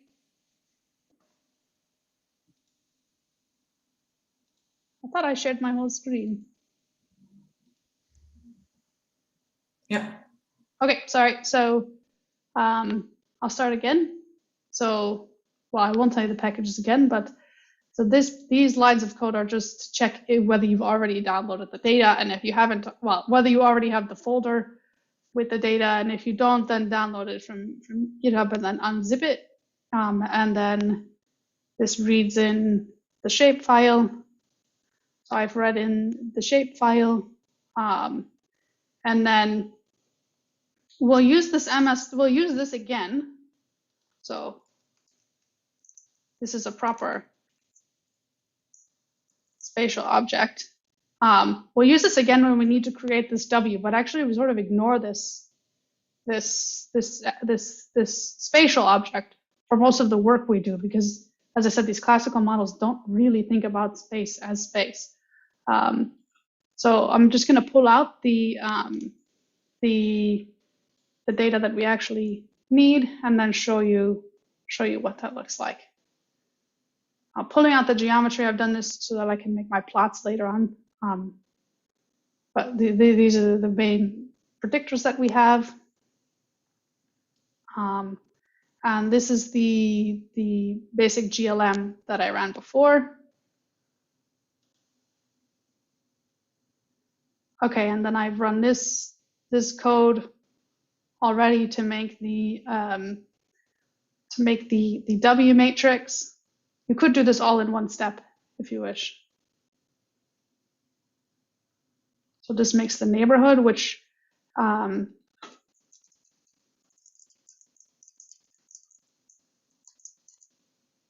has this is a neighborhood class, and then I transform that into a matrix class. But like you could nest this in here if you wanted to be quick with your code or have fewer lines. That's the kind of person you are.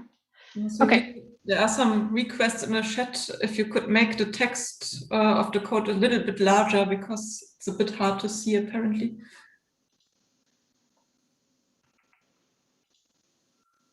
I did bump it up to 150, sorry in advance, but I'll try 200 to see if that works for you. Is that better? For me, it works. Okay. At least it's a bit bigger than before, so I hope. Okay. I think maybe I should then move my, anyway, I should probably move my console. You won't be able to see the console as well. Okay.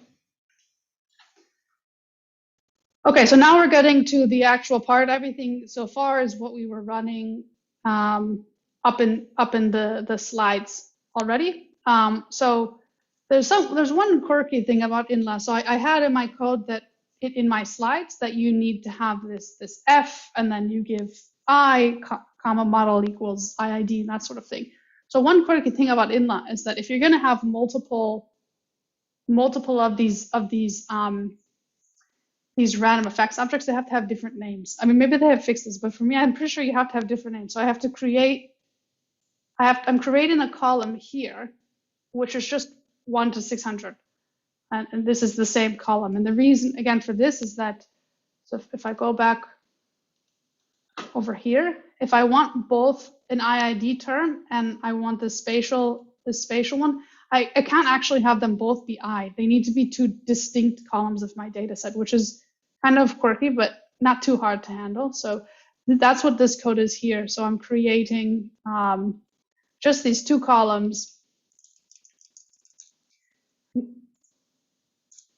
which are just 1 to 2, 1, 2, 3, 4, 5, 6, 1, 2, 3, 4, 5, 6, all the way down to the number of rows of that data set.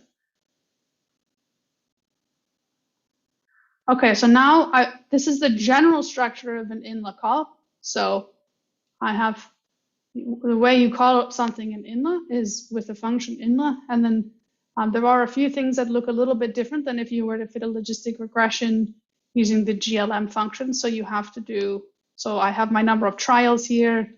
I have this new data frame that I've created. So these bits are pretty similar to the GLM syntax. And then the main difference with the logistic regression is that I put my entrails here rather than on the left-hand side here. Okay, so I've left this ... in here so that we can fill in the formula. So I'm going to cheat a bit and start by copying the formula that I had for my GLM. All of this part should work fine. So I delete my ... there. And now I need to add in these two random effects components. So I will do F, and then I will put in this first column IDV, which I just created, and then model equals IID, and then plus F IDU. Again, these two need to be distinct.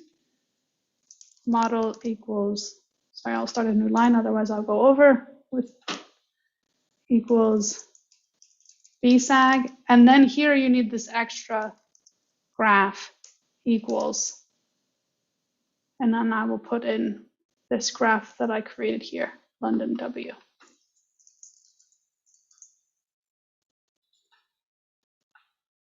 This takes a second to run because we have a lot of areas, but it should take maybe 10 seconds to run if my computer isn't using all of its RAM on Zoom.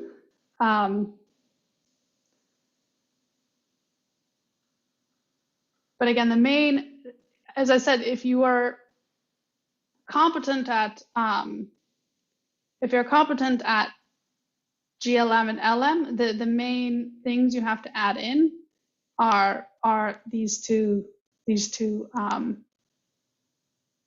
F's for those the IID error V's, and then the spatial error U.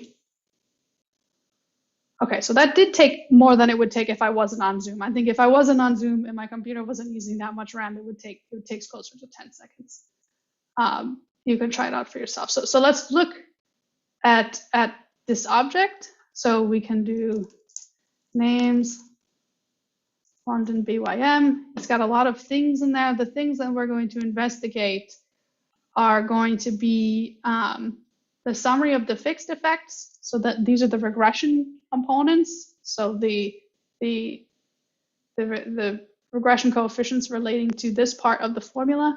And then we're going to look at the summary hyperpar, which is the posterior summaries for the variance terms that are we're implicitly asking for with these two.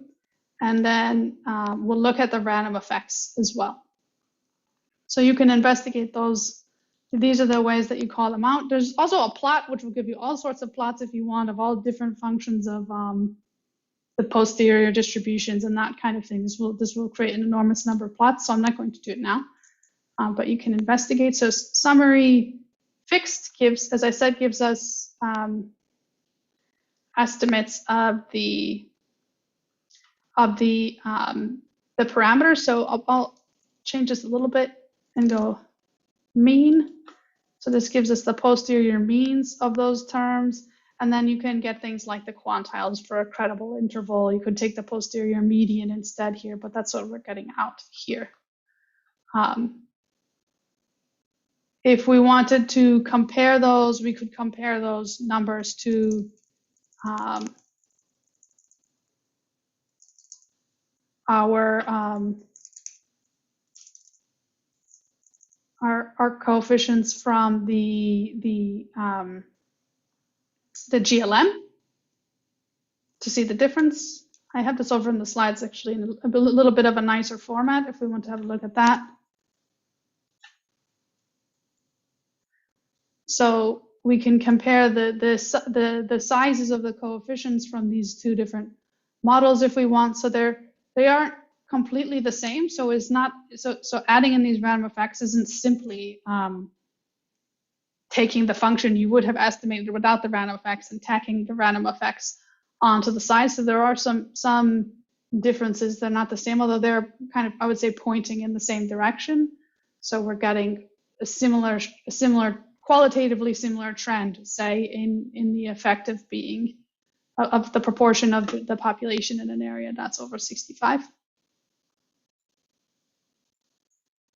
And if we look at we can look at summary hyperpar. So this is giving us summary statistics for the variance components for our random effects. So this is our estimate of the precision for the independent random effects, and then this is the estimate of our precision for the spatial random effects. So a couple of comments here. So you might be tempted to compare these things directly. So one thing to remember is that these are precisions. So, and it tells you here, this is precision, which means it's the inverse of a variance. So a higher number here means a really small variance, which means we would expect these V's to kind of be very close to zero, because they're not going to go too far away from zero. Whereas these things might be bigger, in order of magnitude bigger, because the precisions is smaller here. It's not quite right to directly compare these orders of magnitudes for reasons I'll explain right at the very end of the talk. So these two numbers are actually not directly comparable. So what I prefer to do instead is actually just look at the random effects to see how big they are. So you can pull out the random effects themselves using this. So I look at summary.random, and then I have $ to be the, if I do $, if I do this, it will give me the whole summary of all the random effects. I'll just look at the top. It gives me the posterior summaries for each U. So this is U1. What's the posterior summary for U1? What's the posterior summary for U2? And then I'm taking this column out, and then I can make a picture of that.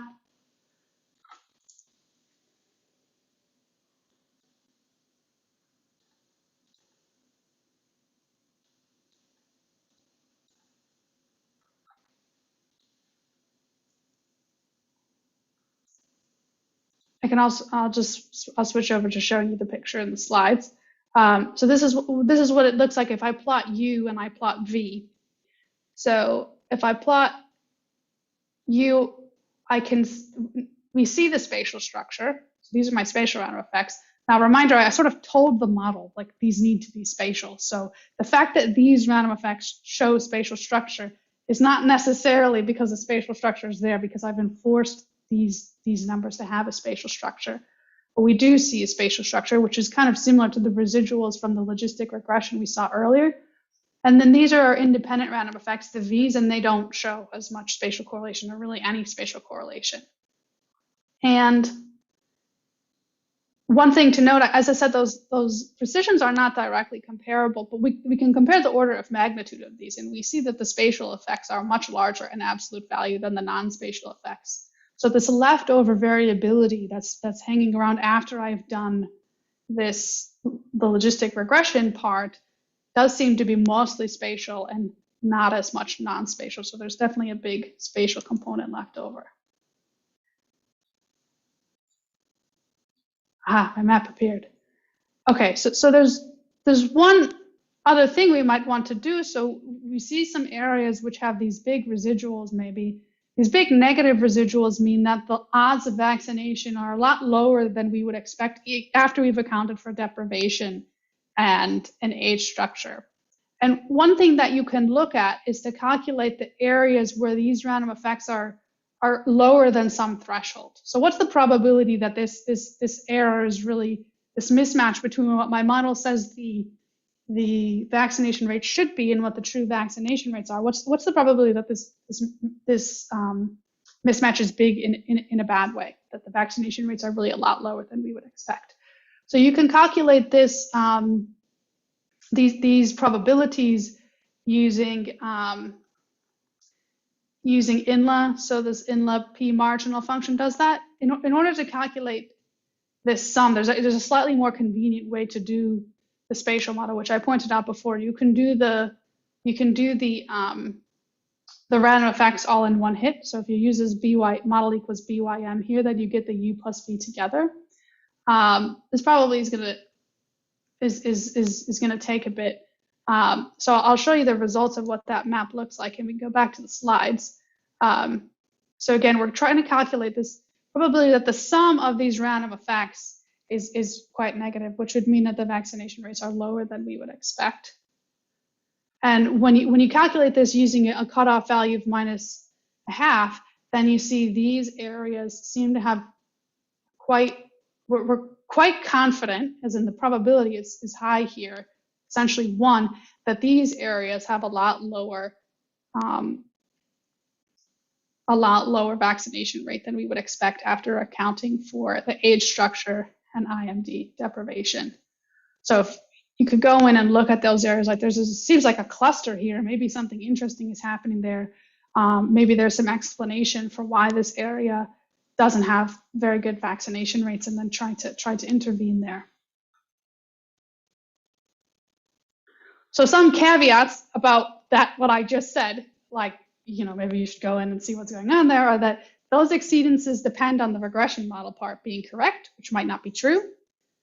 We might be missing some features. That functional form that I set up is kind of basic, might not be correct.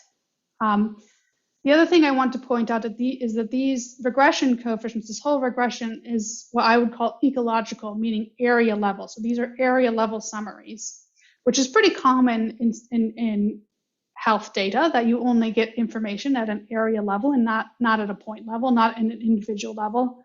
But the associations that you get on these area levels can be different, and often are different from the associations you might get on an individual level.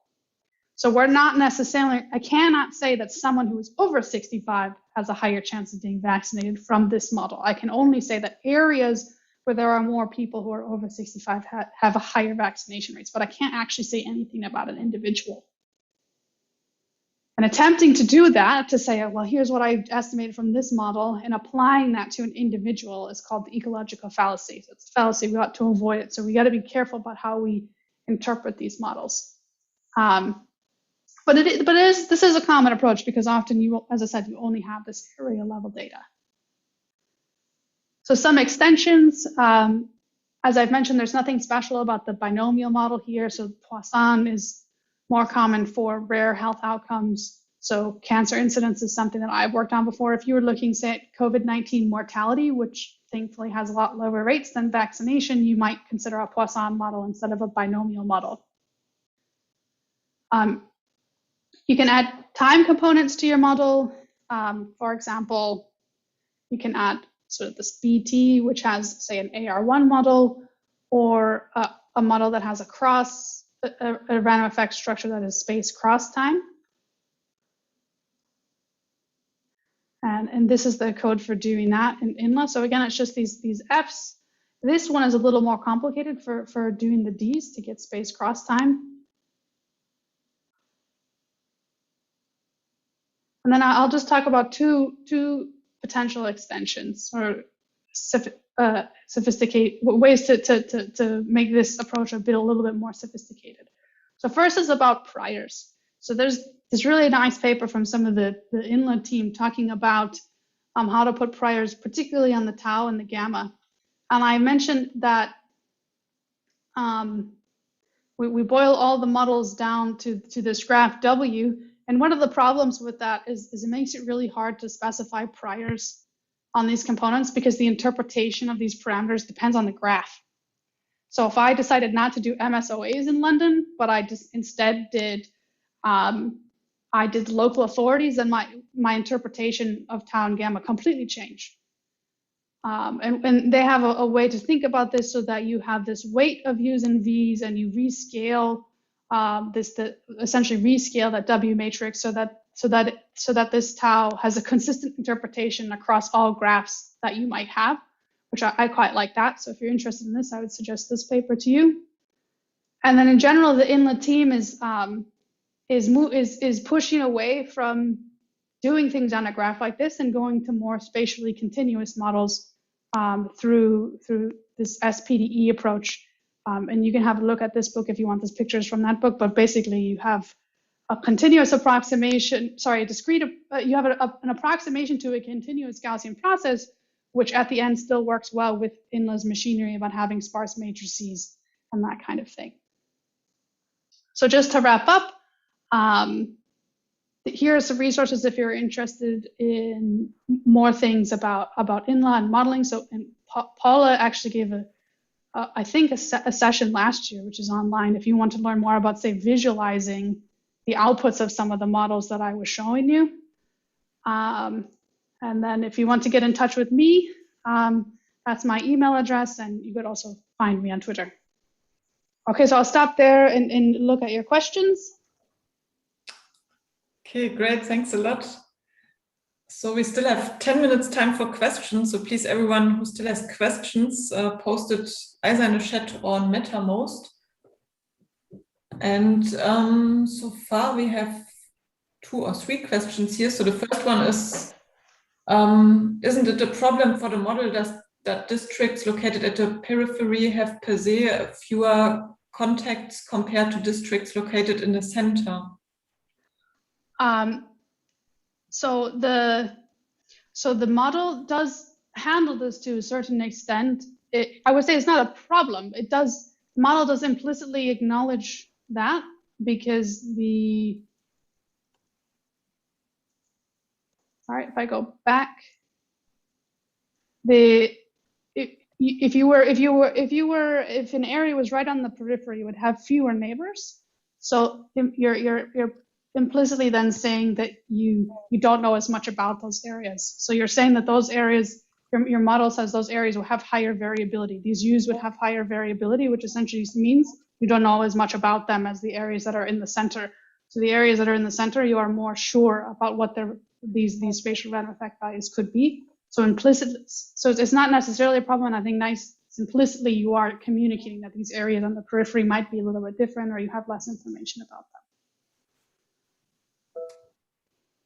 Okay, next question. Do you expect problems if you need to fit a big spatial temporal model in INLA? Short answer, yes. A big spatial temporal model, yes. You can, INLA does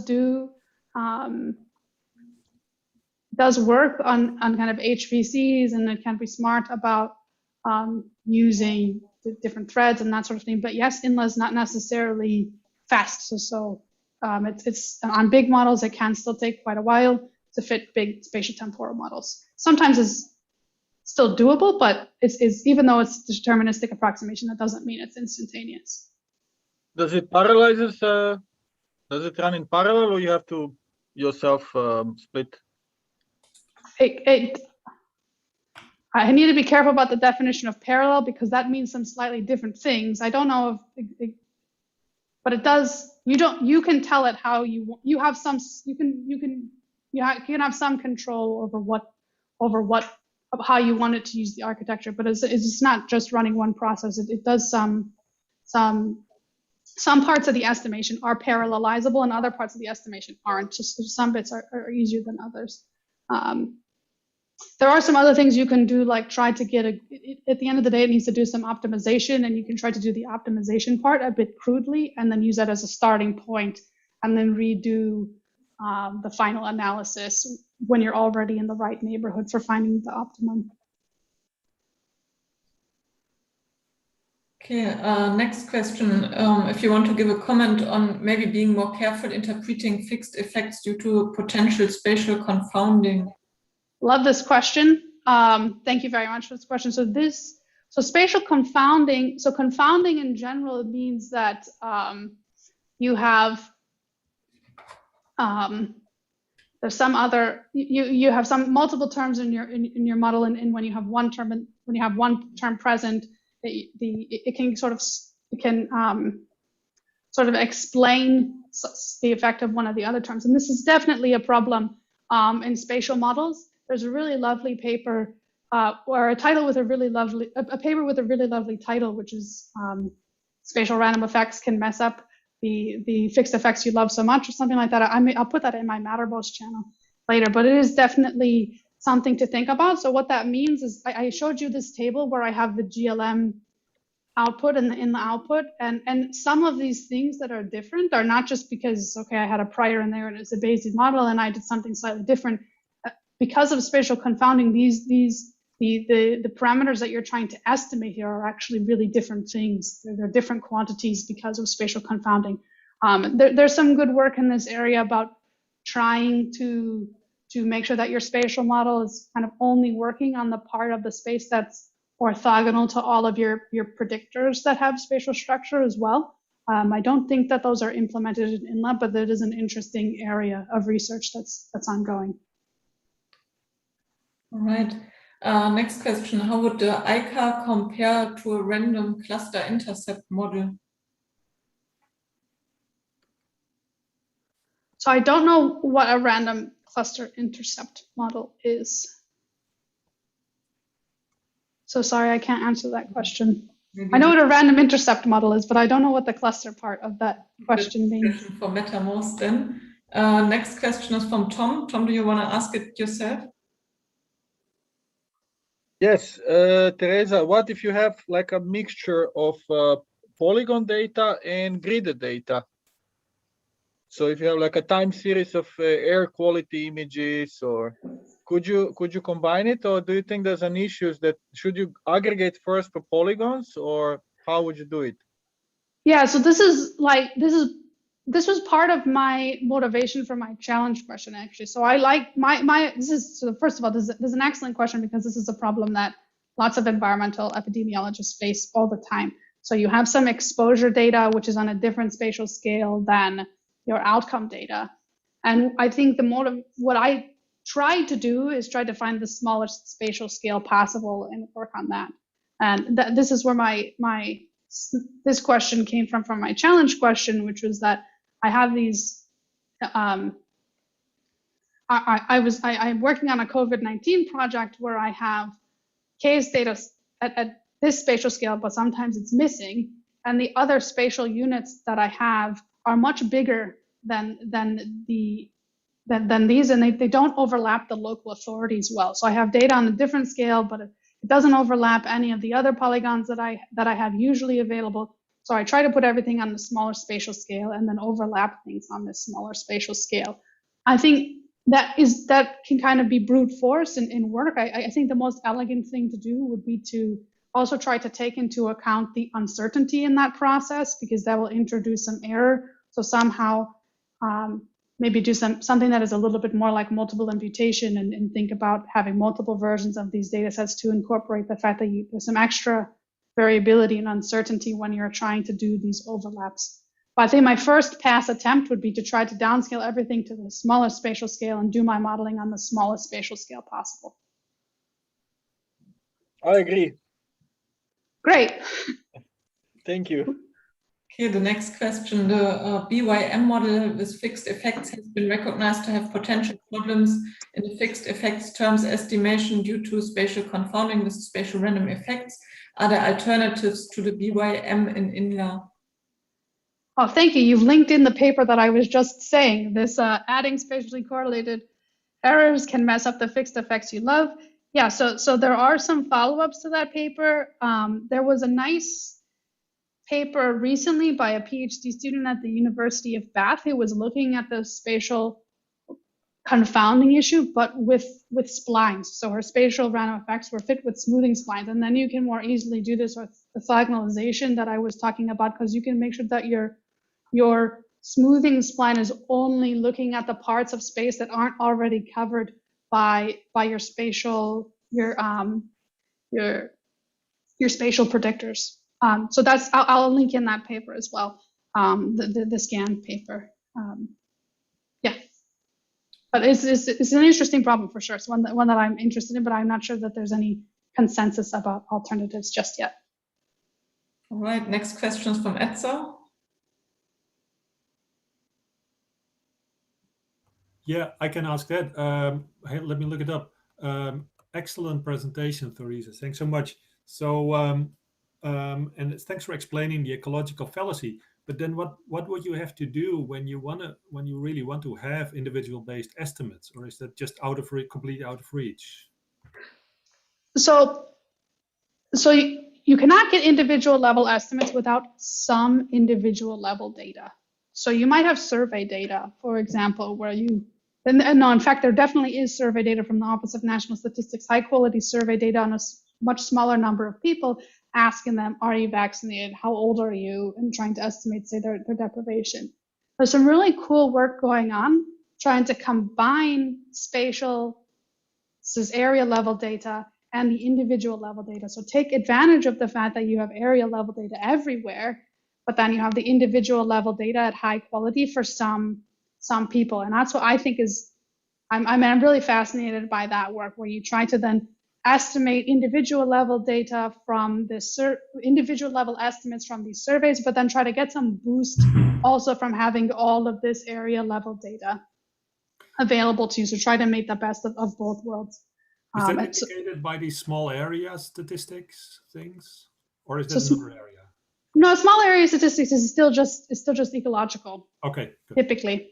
Yeah. So no, you have an individual level data where every element of your spreadsheet is actually one person, and maybe you know the area where they live and their exact age and whether they're vaccinated, and then you try to use modeling that combines both that individual level data and then some area level data. Okay. And I think that is some really powerful approach.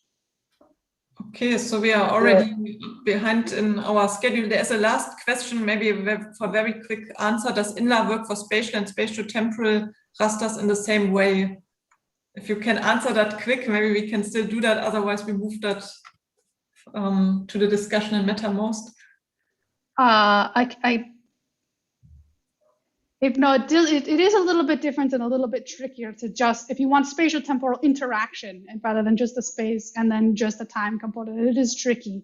It is a little bit tricky and a little bit of a step up in sophistication, but it is discussed in some of these ebooks that I linked to. So there's definitely some good stuff in these ebooks to look at that. Okay, great. And thanks a lot again, Syriza, for that great presentation. And yeah, we have a break now of 15 minutes.